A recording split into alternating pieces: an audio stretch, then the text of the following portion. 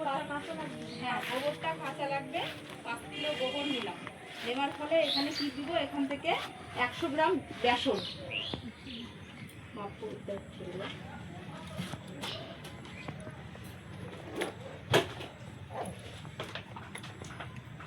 এখানে বেসন লাগবে আর ওটা পুরোটাই দিব। 100 গ্রাম বেসন চলে লাগবে।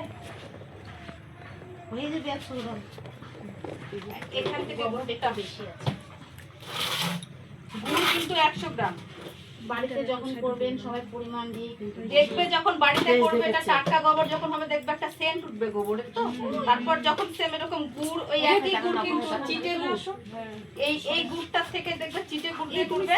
100 গ্রাম চিটে গুড়, 100 গ্রাম বেসন দেবে। দেওয়ার পরে দেখবে যে আমাদের বাড়িতে অনেক সময় গোবরটা একটু হালকা নরমও হয় বা একটু শক্ত শক্ত হয়। হয়তো আমরা